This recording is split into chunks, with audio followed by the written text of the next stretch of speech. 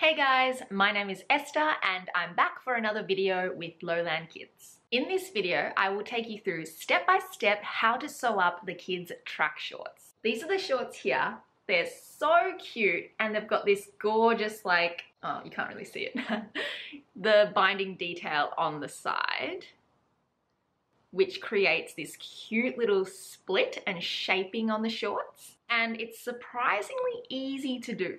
These are the shorts here, and there are so many cute little pickies and inspiration on the Lowland Kids website. The two things that are probably the most important with these shorts are the binding and the elastic waist.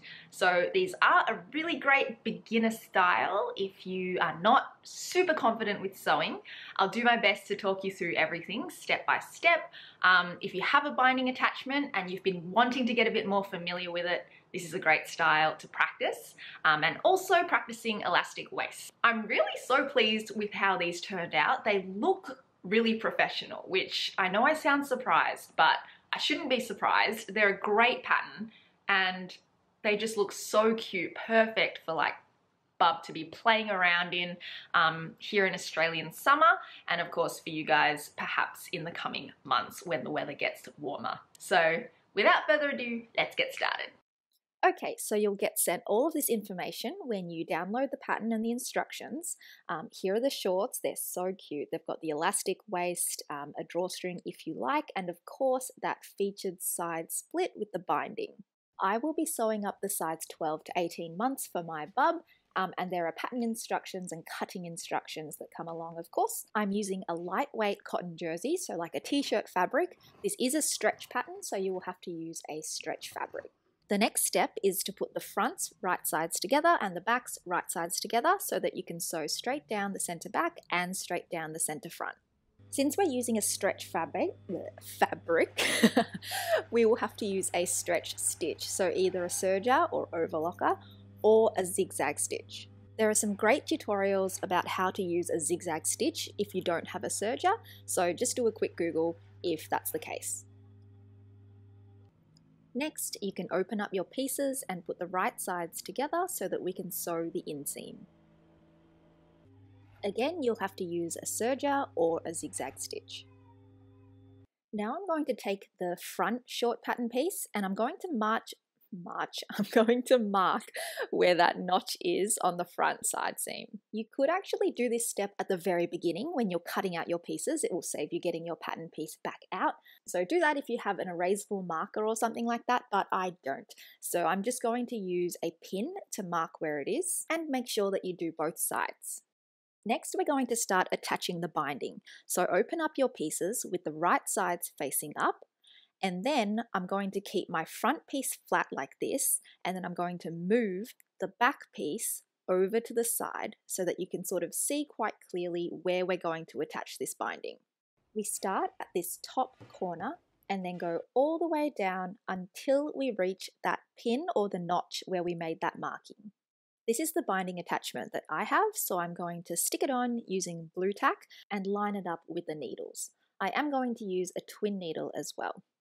I'm using pre-cut binding and I'm going to cut the end on an angle so that it's easier to thread through. I always recommend doing lots of test runs on scrap fabric. Try to use the fabric that you're actually sewing with because different stretch fabrics can behave really differently. Honestly, I think my back tension is still looking a bit dodgy, but I really just don't have the brain space to deal with that. So for now, it's good enough, but I think you want it to look a little bit more like a zigzag. Once the binding is attached to that side, it should look like this. Then I'm going to trim off the binding so that it follows the shape of the pattern piece. This will just make it easier to construct the shorts later on. I will also trim the excess from the top, and then we're ready to do the other side.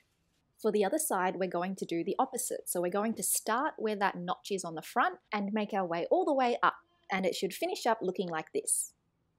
To finish the side seams, I have my shorts the right way out, and then I'm lining up the front side seam along the binding of the back Once that's lined up, it will make it a lot easier to fold over the back binding piece because we're essentially going to overlap that back binding over the front piece and sew straight down to get our side seam. But before we sew that, it will be heaps easier if we kind of tack that in place. So where the notch was on the pattern piece, I'm going to pin it in place and I'm just going to sew straight across with a couple of stitches. Once that part is sewn, it will make it easier to pin the rest of the side seam down. Remember that we're basically overlapping the back piece over the front piece just by about the binding width, and since we're going to sew straight down the binding, it makes a lot more sense to put your pins on the binding side, unlike what I've done here. You can just use a regular straight stitch and sew all the way down until you reach that notch. If you have a cover stitch machine or even a twin needle, you could get a nicer finish on the inside of the shorts, but I still think on the outside they look beautiful and construction-wise they should be fine. Lastly, you want to cut your elastic for your waistband and then join it however you prefer. I like to do a little box, but you can butt the ends together and zigzag it. And then I divide my elastic into quarters and just marking those with pins before I line up each of those pins with the 4 parts of my shorts. So the center front, the center back, and the side seams. Now you'll need to use a stretch stitch, so either a serger or a zigzag, and just pardon how dusty my serger is. I really need to give it a good clean. And basically we're going to attach the elastic to the shorts, being careful to stretch out the elastic as we go.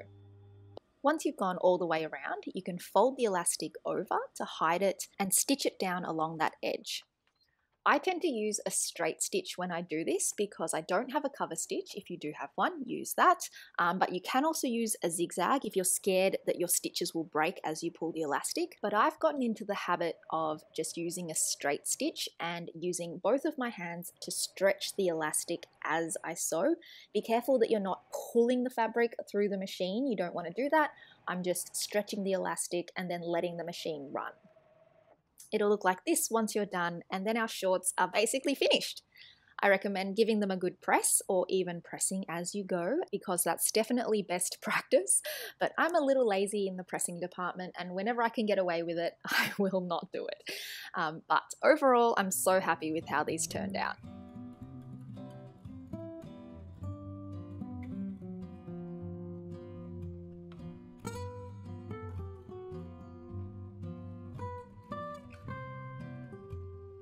So there we go. I hope that this video was helpful for you.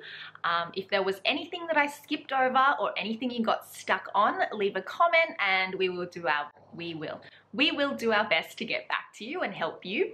There are also some oh wow, I really can't talk today. There are sewing groups with Lowland Kids on Facebook. So if you do have any questions or you just like to see what the rest of the community is getting up to, jump on there. I believe it's Lowland Kids Sewing Thread. I'll double check that and pop it in text right there. And of course, jump on the Lowland Kids Instagram. There are so many inspirational pictures there for your next project. And if you had any requests for the next pattern that I should sew up and could help you with, leave that in the comments too, and we will do our best to line that up for you. You can usually find me on my own YouTube channel, which is Slow Living. That's slow with an E. I like to sew things that support a slow lifestyle, and I sew a bunch of different things on there if you're interested. I'll see you in another video soon. Bye!